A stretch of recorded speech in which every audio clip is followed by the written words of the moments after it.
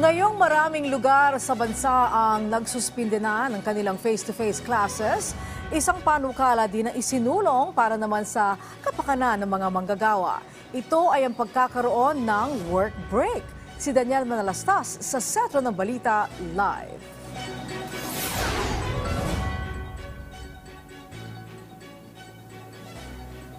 Yes, Angelique, sa harap nga ng mainit na panahon, kanya-kanyang mungkahi na ang mga senador upang maibsan naman ang problemang dala nito sa ilan nating mga kababayan. Lalong-lalo na, Angelique, yung mga nagtatrabaho sa gitna ng mainit na araw.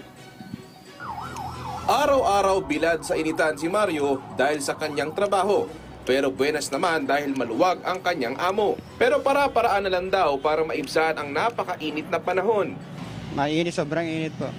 Wala, silong muna po kami. Yun sa waiting shade. Hindi naman po, lagi tubig lang. Inom po kami ng tubig. Pahinga ng konti. Sabi naman ng supervisor namin, pag yung makakaramdam pa kami ng paghahilo, pagpaalam lang kami, pahinga muna po kami. Upang maibsan ang init, ang ilang senador may hirit. Minumungkay ni Senate Minority Leader Coco Pimentel sa gobyerno na tularan ang sistemang ginagawa ng ibang bansa tulad ng United Arab Emirates para maprotektahan ang kanilang mga manggagawa sa labis na init ng panahon. Suhestyon ni Senator Coco, magtakda ng limitasyon sa pagtatrabaho kapag talaga namang sobrang init. Sa madaling salita, magkaroon ng work break kapag inabot ang heat index sa danger level. Pero kung si Senator Cynthia Villar ang tatanungin, ewan ko, baka yung lugar ko hindi pa masyadong mainit. Mainit, pero pag nasa open air naman, may hangin eh. Oo, and then, minsan mahirap din yung blended learning kasi nag-deteriorate yung mga students. Tingin ko, gandahan lang yung yung air. O gusto baguhin na mas maaga. Kasi ang grabe lang init is in midday, di ba? Pero sa bandang hapon, hindi na. And then sa umaga, hindi na. pinatutugunan naman ni Senator Sherwin Gatchalian sa Department of Energy na masolusyonan ang posibleng yellow alert dahil sa posibleng epekto ng El Nino.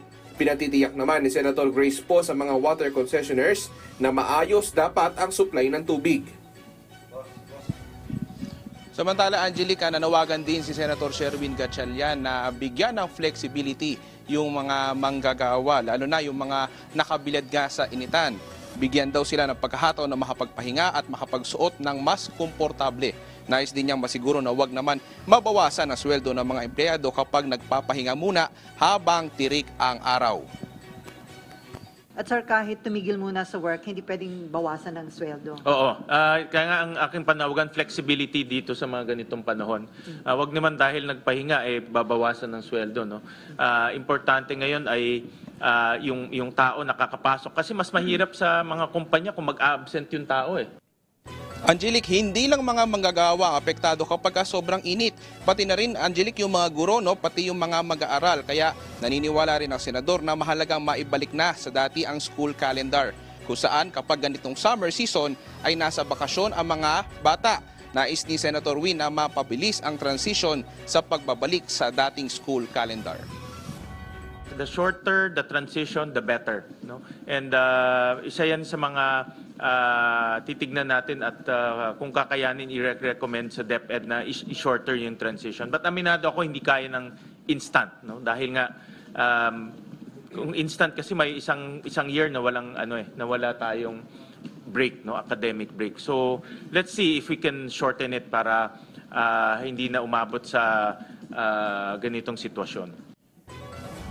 Angelic, wala pang bagong pahayag yung DepEd hinggil nga sa mungkahi ni Senator Sherwin Gatchalian. Pero una na nilang tiniyak na tinatarget nila na maibalik nga sa dati yung school calendar by 2027 or 2026. Pero nais ng senador na mas mapabilis pa yan dahil nga sa susunod na taon, next year, ay bahag ganito rin ang maging kalbaryo sa ating mga estudyante at mga guro. Angelic? Okay, tungkol sa work break na ito, Daniel, nasabi ba ni Senator Gatchalian kung mga ilang minuto yan within the day? Dahil alam mo, tirik ang araw at sinasabi ito ng Pag-asa, the hottest time of the day is between 10 a.m. to 3 p.m. So mga ilang minuto yan? 30 minutes ba yan? 1 hour break ba yan? May mga ganyan bang detalye?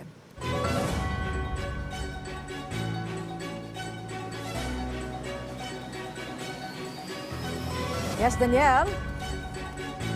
Alright, naputo na po ang linya natin kay Daniel Manalastas. Maraming salamat, Daniel.